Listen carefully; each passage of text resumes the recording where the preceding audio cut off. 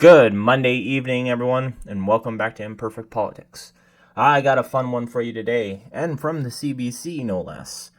Liberal MP says her constituents are very adamant. Justin Trudeau needs to go. So, we're not just talking a few MPs in a few places where their constituents are telling them that they can't vote for him because they don't want Trudeau in power. This is more countrywide than we thought. In the liberal parts of Canada, at least. This was written from John Paul Tasker and Lawrence Martin from the CBC News. Quebec Liberal MP Alexandra Mendez said Monday she's heard from dozens and dozens of constituents over the summer telling her it's time for Prime Minister Justin Trudeau to step aside after nearly 9 years at the top. Speaking at Radio Canada CBC's French language service on the sidelines of Liberal caucus retreat in Nanaimo, BC, Mendez said her constituents are very adamant that the Prime Minister needs to go. Sounds like the same sentiment that was heard in Toronto before the by-election there when the Conservatives won. So I bet she's kind of shaking in her boots right now. And they do have a by-election actually 2 by-elections, I think, in Quebec happening pretty quick, I believe, this month. So let's see if the Liberals win there.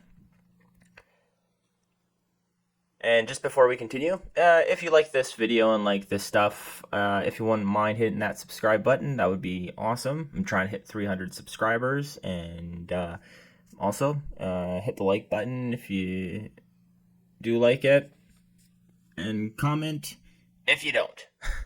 Anyways, let's continue. She says, my constituents do not see Justin Trudeau as the person who should lead the party into the next election, and that's the message she wants to carry. I didn't hear it from 2, 3,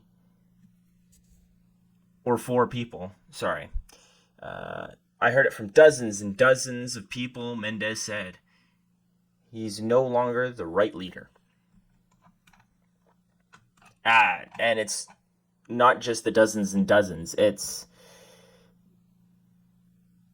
everyone. Everyone's saying that.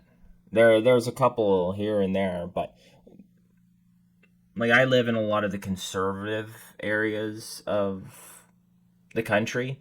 So of course we're gonna say we don't like Justin Trudeau, but like this is coming from liberal strongholds where they're saying we like you, but we don't like Justin Trudeau. And so I bet, I don't know what, like Trudeau, best thing for the Liberals would be to step down. That would be the worst thing for the Conservatives, because then all this anti-Trudeau sentiment is then out the door, right? But Trudeau set up his caucus and pretty much the whole party in which nobody can become leader, because either you won't know who the heck the leader is, and from the popular ones, who are you going to have? Chrystia Freeland, who everybody hates as well? I don't think so. So she was asked if she thinks the party would be better off with Trudeau gone. Mendez said yes. That's what I would deduct from all the comments that I heard. It's not the Liberal Party per se that is the cause. It's really the leadership of the Prime Minister. A little bit about her here. After working for the federal Liberal cabinet minister, Mendez was elected as an MP in 2008, representing Montreal's South Shore. She lost to an NDP candidate in the orange wave that swept over Quebec in the 2011 election. Mendez says it saddens her to hear the anti-Trudeau sentiment. I bet, because Once you start hearing that, you know your job's in trouble. It saddens me that the Prime Minister isn't given the credit he deserves for the many, many wonderful things he did, or very good transformative things he did for Canada. Oh, like 48% of Canadians living in poverty. Or, sorry, 43% of Canadians living in poverty. About the rampant increase in home prices. About Calgary, where you could barely find an apartment for a reasonable amount to live. You could actually barely find an apartment in Calgary. Just because the Liberals have let so many people in. And without the houses to accommodate people. I don't even know, like, I only have old numbers. I have about, from when I, 2.5 million people came to Canada in the last 2.5 years. But I'm definitely behind in those numbers. Now, they have really cracked down on foreign students, and they are cracking down on the foreign workers right now, and they've altered the foreign workers that can come in. So you can't just, they're not looking for people to just work at grocery stores anymore. You have to have an actual skill. So at least they're finally, after 9 years, doing something about it. Anyways, after that, let's get going. If Trudeau isn't willing to go, Mendez said the party needs to be better at communicating what she describes as its many successes. In recent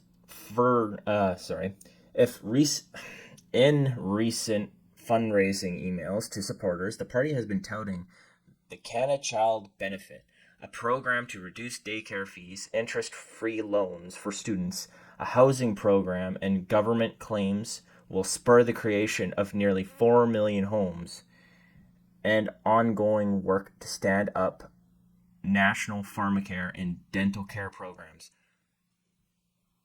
4 million homes is impossible to build in the amount of time they're going to be in power. Sorry, I was reading, that's why I took that gap, but that's going to take years and years and years. So let's break this down.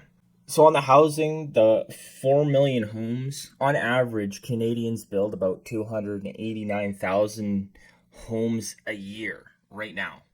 And that's like going hard. So divide that by 4 million and you'll be able to, or we'll be all caught up in about 14 years. So don't worry, everybody. You'll be able to afford a home for a good price in an area where you'll be able to get a good job in 14 years. I'm talking the Torontos, the Calgarys, the Vancouvers, right? I'm not saying like bumfuck nowhere.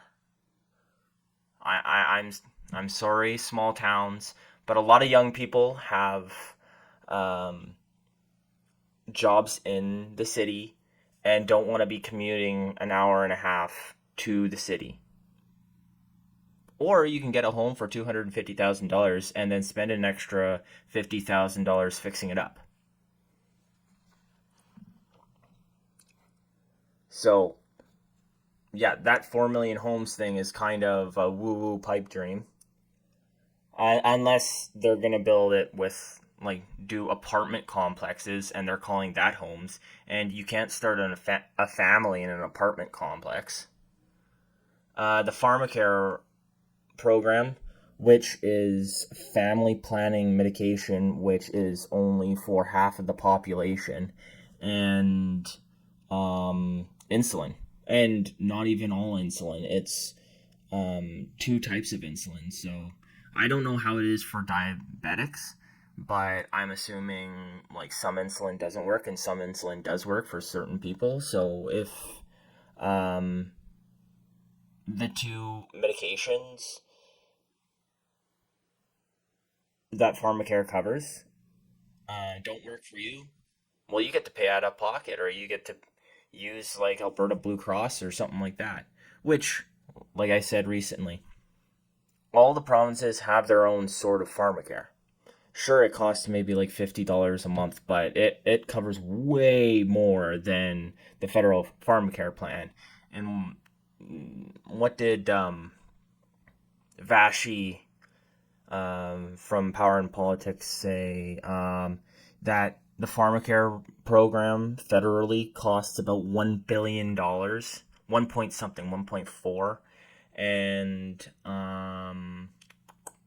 it was either the child benefit plan or the um,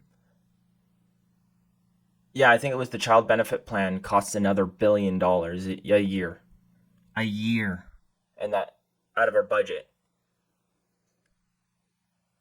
and we're already about $1.238 trillion. That is a massive portion of our budget just to pay off the interest, and that's being taken away from healthcare, other services, and everything else. And Trudeau still, for like somehow, he thinks we can spend money on all like more billions of dollars every year on these new programs. Sure, they help families out in the short run, but in inflation terms, it doesn't help them out in the long run. And that's where you see everything get more and more and more expensive. They go on, but the Liberal Party hasn't launched a national advertising campaign like the cash rich conservatives. Yeah, come on. Liberals are cash rich. They're the liberals are the party of the rich. So I'm pretty sure they got massive corporations and like rich people donating to them. I'm not sure, but I'm assuming. Mendez said she's not confident the party can win the next general election. I'm not even sure Canadians will listen to us. They probably won't, because they've had enough. Mendez said she is expecting other MPs to raise similar concerns after a tumultuous summer that saw the party lose a by-election in Toronto St. Paul's, a one-time Liberal stronghold. The party is facing another challenge as well, and its national campaign director quit last week, and the NDP ended the supply and confidence agreement. The party is also in a three-way fight with the Bloc Québécois and NDP to hold La Salle and Mar de Verdun, a once solidly Liberal riding in Montreal.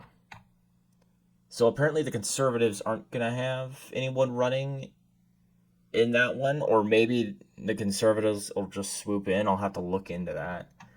It seems a little bit interesting why they wouldn't put someone there.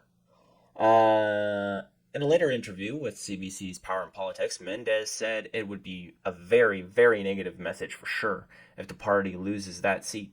If that's what happens, I guess we'll have a reckoning once the dust settles, she said, adding that she and other Montreal Liberals are doing all they can to send candidate Laura Palestini to Parliament, while some Liberal MPs are growing restless as the party's fortunes wane. Others line up Monday to defend Trudeau. Yeah, brown nosers. But what can you do? Are you gonna, like, even she is defending her boss because she says she's fine with Trudeau. At least she's standing up for her constituents, though.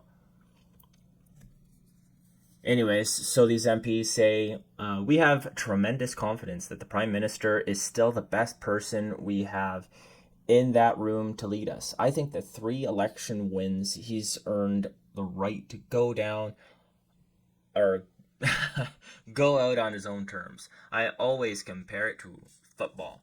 As an old football coach, You don't bench the starting cornerback after winning 3 Super Bowls in a row, said Jamie Baptiste, who represents the Nova Scotia riding of Sydney, Victoria. Yeah, but when you see your football player not care anymore and pretty much just start quiet quitting, though saying he wants to stay in, and everybody despises your quarterback with a passion. Like, think about it this way: when your quarterback goes out onto the field, everybody in the bleachers just boos him. And for the past 3 years, or 2.5 years, he just, every once in a while, he gets past the line, scores a few points. I'm not a football person, but bear with me. So every once in a while, he scores a few points, gets past that touchdown line, but out of the 1 or 2 times, most of the time, he just doesn't make it anywhere. He gets hit right away. He makes it maybe 2 feet, and that's about it. That's how I'll use his analogy. His quarterback isn't performing as well as he used to, but he still wants to keep him in just because he's been good the last couple of times. And all of the bleachers hates him, except for the parents of the team.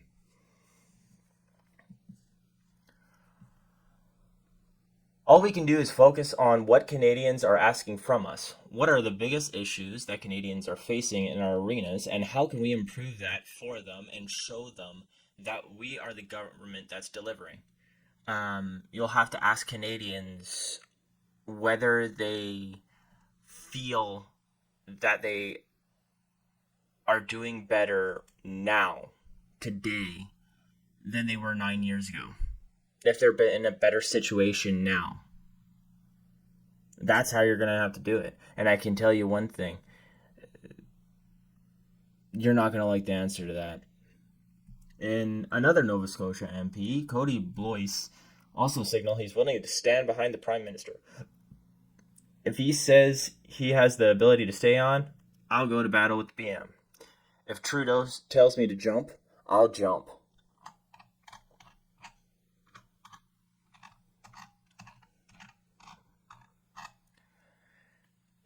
And that seems like it for the article. Honestly, I think this is the end for Trudeau, and I think this is probably going to be almost nearly the end for the Liberal Party for quite a while. Trudeau's just destroyed any confidence anybody has had in the Liberals. So we're probably going to see an uptick in the Bloc Québécois this coming election, and we'll see a massive uptick in.